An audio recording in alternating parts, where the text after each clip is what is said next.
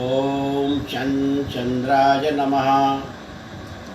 भारतवर्ष की ओर से चंद्रमा के दक्षिणी ध्रुव के लिए चंद्रयान-3 14 जुलाई 2023 को दिन में 2:35 पर छोड़ा गया था। उस समय रोहिणी नक्षत्र का तीसरा चरण था और जब यह यान चंद्र तल पर उतरेगा 23 अगस्त 2023 को, तो उस समय कर्क लग्न के स्वामी, कर्क राशि के स्वामी चंद्रमा के तल पर जो ग्रहों की स्थिति होगी वह इस प्रकार से है। चंद्र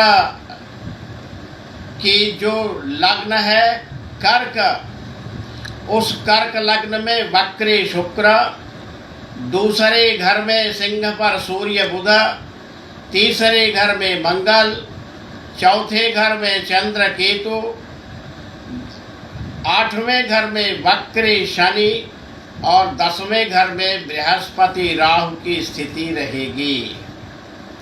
23 अगस्त को चंद्र तल पर चंद्रयान-3 के अवतरण के समय विशाखा नक्षत्र का प्रथम चरण होगा और कर्क लग्न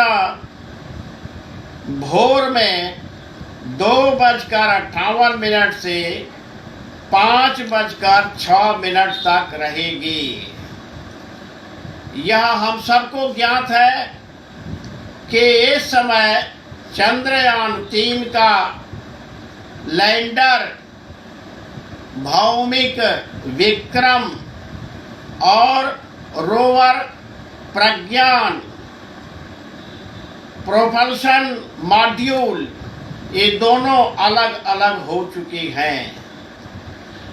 जिस समय यह चंद्र तल पर चंद्रयान-3 का अवतरण होगा तो उसके सहयोग के लिए वह भारतीय जो ऑर्बिटर है चंद्रयान-2 का परिधिक ऑर्बिटर, वह तो वही रहेगा, वही सहयोग करता रहेगा, उसकी भूमिका रहेगी।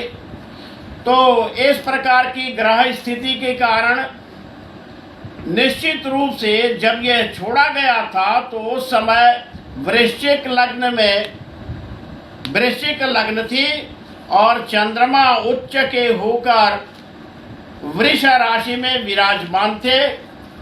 उस समय जो ग्रहों की स्थिति थी उसमें वृश्चिक लग्न के अनुसार चौथे घर में वक्री शनि, 6वें में बृहस्पति राहु, 7वें में उच्च के चंद्र, 8म में सूर्य, 9म में बुध शुक्र, 10म में मंगल और 12वें घर में केतु थे। यह जो हमारी योजना है स्पेस मिशन की चंद्रयान-3 की, उसमें बहुत सारी उपलब्धियां भारत की हो जाएंगी और ये भारत स्पेस मिशन में दुनिया में सबसे पहला स्थान ग्रहण कर लेगा, क्योंकि कर्क लग्न में उस समय शुक्र रहेंगे। ये शुक्र लाभ स्थान के स्वामी हैं। शुक्र जो चांदी के प्रतिनिधि ग्रह हैं और इसी प्रकार से चंद्रमा भी उस चांदी के और इसके साथ ही मोती के प्रतिनिधि ग्रह हैं। ये जल के स्वामी है चंद्रमा, इसलिए वहाँ धरातल पर sodium, uranium, titanium, helium, methane gas, carbon gas और इसके साथ ही ऑक्सीजन गैस की मात्रा प्रचुर रूप में सुलभ रहेगी।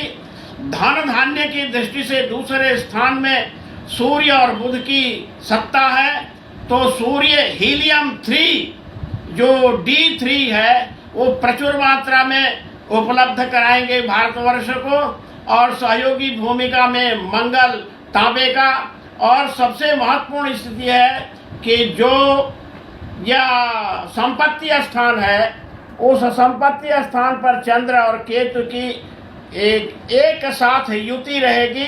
इसलिए वहाँ जो खदानें हैं, उस खदानों में प्रचुर मात्रा में पेट्रोलियम की उपलब्धता, खनिज की उपलब्धता रहेगी।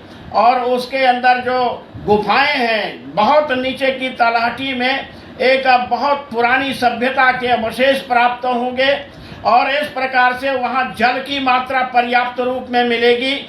सोडियम जो नमक है उसकी मात्रा, उसके जो समुद्र था, समुद्र सूख गया तो वो नमक के रूप में वहाँ सुलभ है। इस प्रकार से जीवन को यदि आबाद करना होगा तो उसके लिए हमको ऑक्सीजन की भी, मीथेन गैस की भी, कार्बन डाइऑक्साइड गैस की भी उपलब्धता रहेगी। और सबसे बड़ी बात यह है कि भारतवर्ष इतना भाग्यशाली हो जाएगा कि सोना, चांदी, हीरा, मोती से लेकर के पेट्रोलियम इत्यादि पदार्थ, लोहे का, और इस प्रकार से जो यूरेनियम है परमाणु संयंत्र चलाने के लिए, सब दुनिया में सबसे अधिक सुलभता भारत के पास हो जाएगी।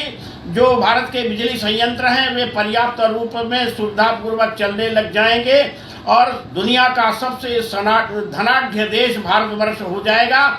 इसलिए हम ईश्वर से कामना करते हैं कि इसका जो अवतरण है वह ठीक प्रकार से हो। थोड़ी सी परेशानी यह है कि 3 बजे 23 तारीख को 3:04 के पश्चात स्थिति थोड़ी सी परेशानी वाली होगी। इसलिए ये पहले ही इसका अवतरण हो जाए, वैसे भोर में ही उसका अवतरण होना ही है।